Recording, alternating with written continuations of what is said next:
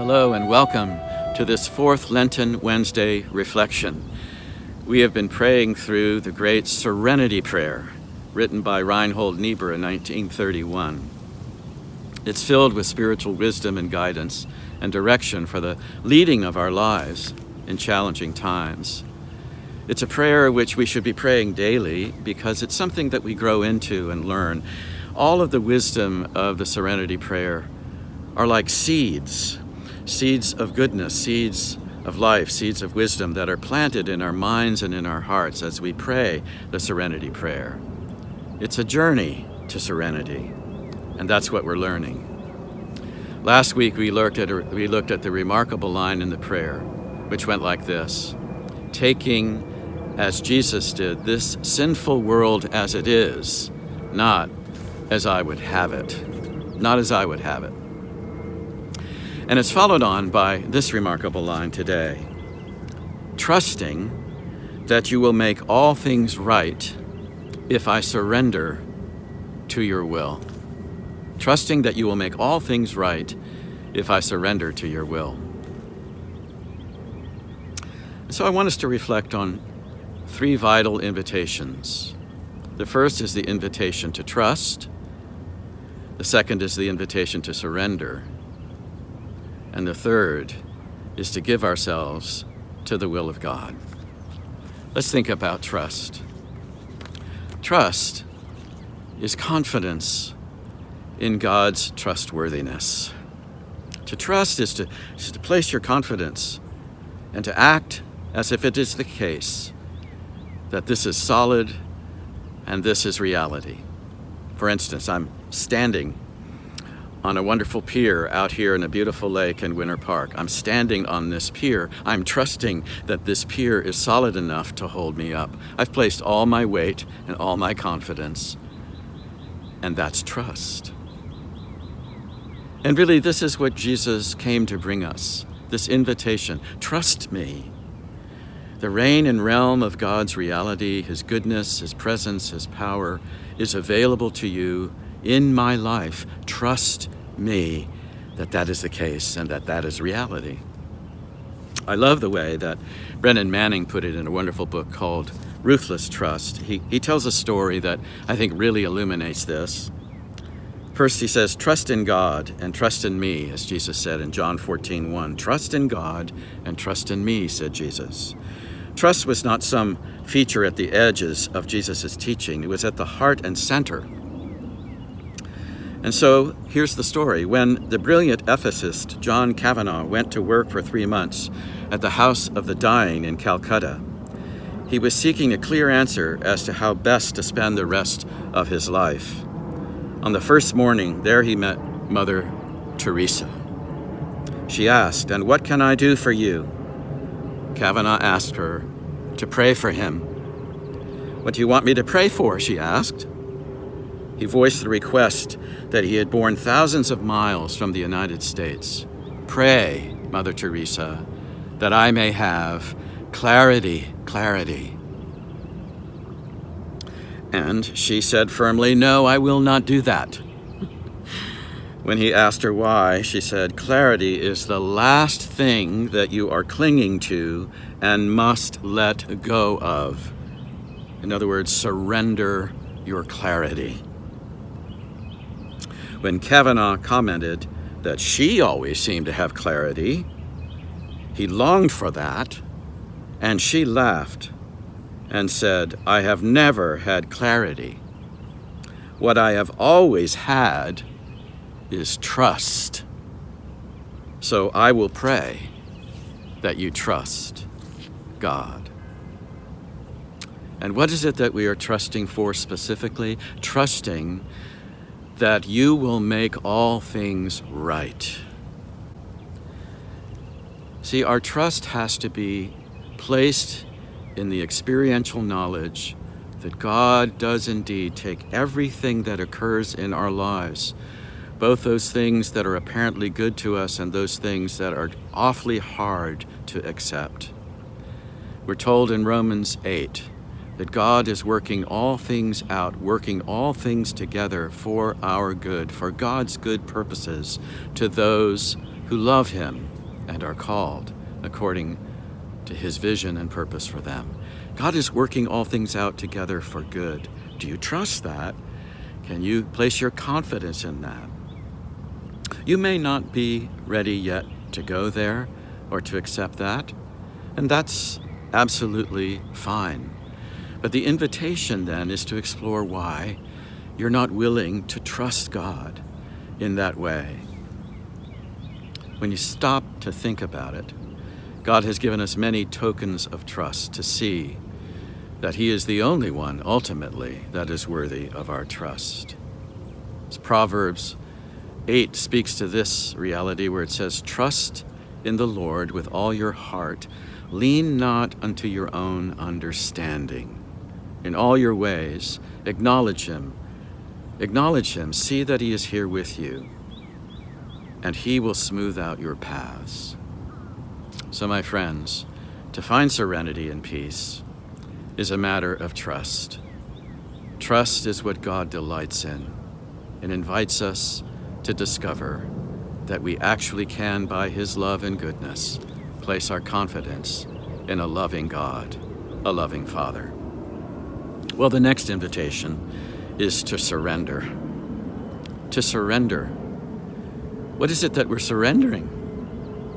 Well, when you think about it, it's a surrender ultimately to love. We cannot surrender ourselves to anything other than God's agape love, because it is safe to surrender to that love. And that's the invitation. Surrender to my love.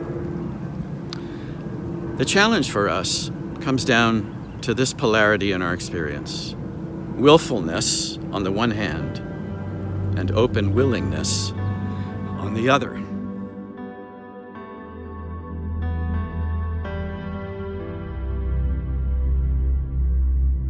Love invites surrender and willingness and openness, a posture of saying yes to life and yes to God, opening our hands and saying, "Here I am, Lord. Here I am. I've come to do your will. Here I am, Lord. In your presence, I am still." It's a beautiful chant, a Celtic chant. Here I am, Lord. I've come to do your will. Here I am, Lord. In your presence, I am still. See, when we speak about surrender, it is a surrender to love, God's love.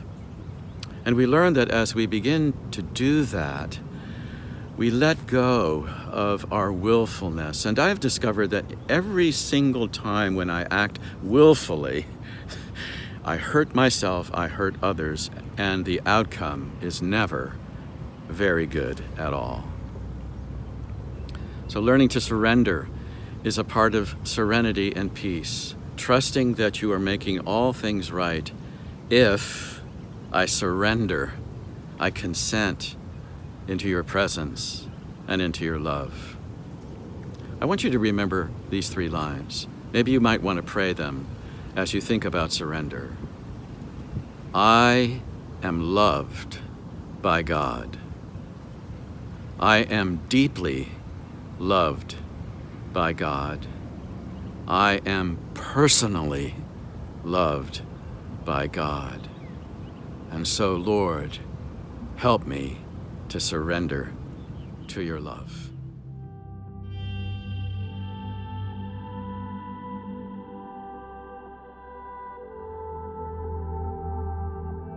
And finally, trusting that you are making all things right if I surrender to your will. To your will. To know the will of God and to surrender to the will of God is not a complicated, difficult, challenging process. I like the way that David Benner, the great psychiatrist and spiritual author, puts it. He says that what we're doing when we desire God's will is that we discover that it is our deepest longing to align our hearts with God. to align our hearts with God's intentions, with God's goodness, because God's willing is always for our blessing and for our good. It is the best outcome that we could ever have, to know His will and to walk in His will. But how do we work that process out in life? To know God's will, to surrender to God's will, to trust God's will. Well, perhaps the greatest figure in all of Christian history that gave us tremendous tools in desiring God's will and discerning what that will might be was Ignatius of Loyola. His wisdom about discernment is absolutely just incomparable to anything that I've ever discovered. It boils down to exploring our emotions, our heart, our mind, our soul, to reflecting upon them and to consider what they're teaching us. And he boiled it down to two things: consolation and desolation, which simply means we're in consolation if we are moving towards God, towards the sun, towards the light, towards the brilliance and joy of God's loving kindness to us, that we feel consolation, we feel alive and free and open when we are walking towards God's will. Desolation is the opposite, where we turn away from God towards the darkness, towards that which no longer brings peace. We become agitated, we become anxious, we become willful because we've turned away. And so throughout the day, we may experience both. And they're seeking to teach us where God was in our day, where He was present, and what was God's will for us. So I would encourage you to consider that surrendering to the will of God is learning how to live our day with Him and exploring the presence of God in each circumstance, and to discern, am I standing towards the love and grace and light of God, or have I turned away in my own willfulness, in my own self-referenced behavior? I think that's really ultimately what it comes to knowing the will of God. Jesus also invited us to say it in the Lord's Prayer. Thy kingdom come, thy will be done, thy will. See, that's the orientation of serenity.